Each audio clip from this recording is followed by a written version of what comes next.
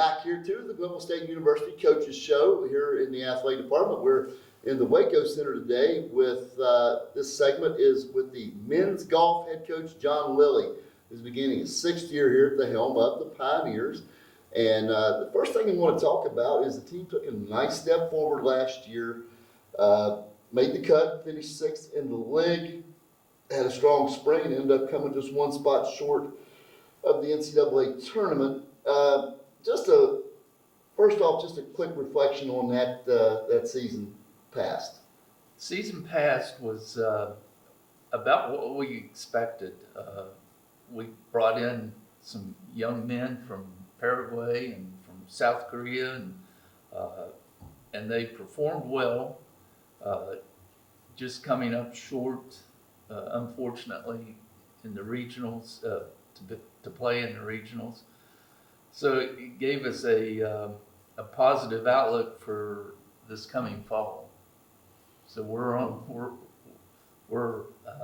and running right now, ready to go. I tell you, I want to highlight some of those individuals that have really, pushed the program forward. Well, we've two of our oldest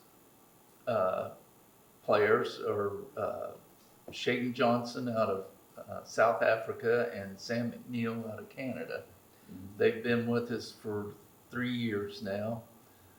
With COVID and everything fouling the athletic and academic things up, it might be 4 years. I'm not sure.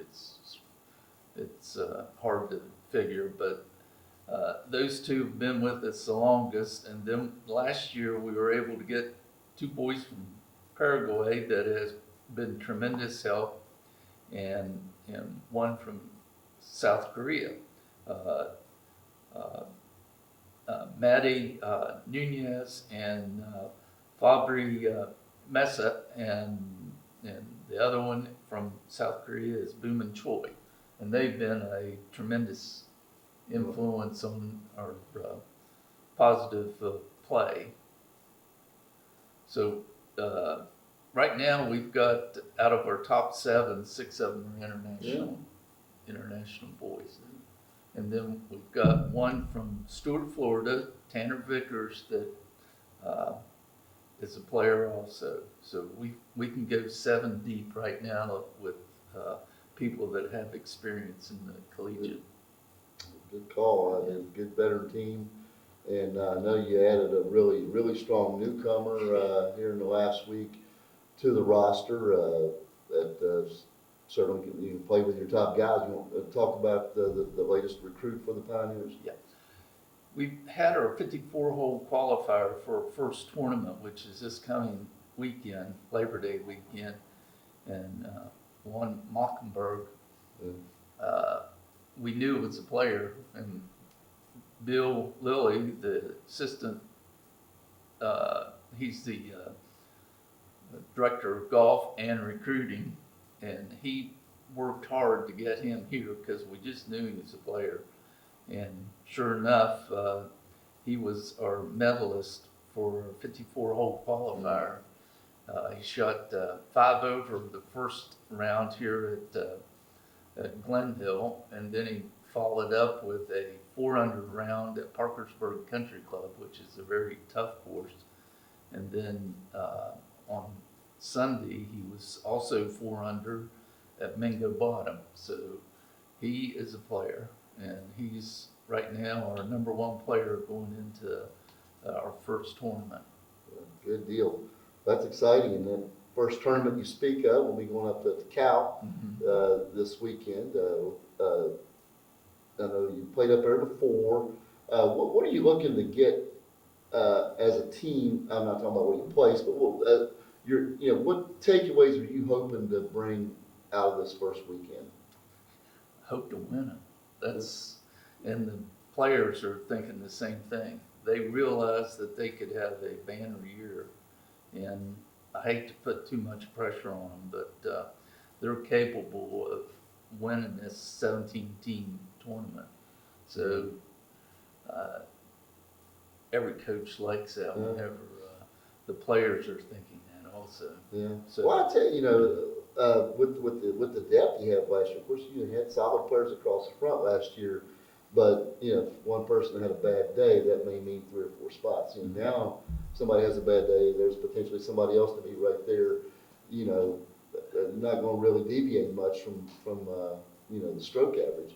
We can move one of 7 players into the rotation, and I wouldn't feel any worse to the wear on it, because it's the first time in the 6 seasons that I really feel that we've got some depth, and depth creates competitiveness within the team, and that's what you want, is people having to work at getting better. Yeah. I tell you, just through conversations with Bill, you know, we talk, you know, a lot about, you know, compliance and rosters and all that.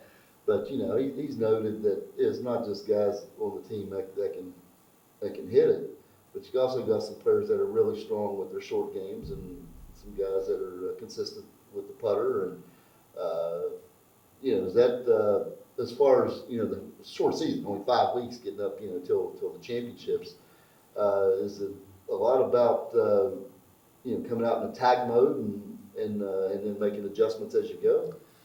Well, golf's a funny sport. It's 90% mental and 10% ability once you get to a certain level. Mm-hmm. So it's key to Bill and I to keep them mentally ready and not wear them out, you know, through the season. Because 5 or 6 tournaments in the fall is straight. Yeah. It's a very mental thing. Plus you're doing schoolwork, and all of our kids are very in tune to academics also. Mm-hmm. So it's a stressful time playing 6 straight tournaments on the weekends, or so we're just now getting into it. And this past weekend in Saturday and Sunday, it was hot and they got a taste of what it's going to be like. So actually, it's 7 straight weeks of competitive play is what they went through. So and you know, that's an NBA term with the load management, but for collegiate golf, it's hot in September. You're right, to be out there, you know, a lot of times 3 consecutive days where it might be 90 plus.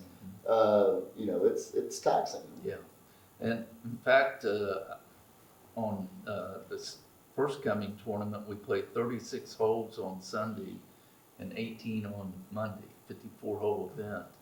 And let me tell you, that gets grueling, especially for an old coach like me, you know. Oh, yeah, stay ahead on that hydration. You get behind, you can't catch up sometimes if you're still competing. Isn't that yeah.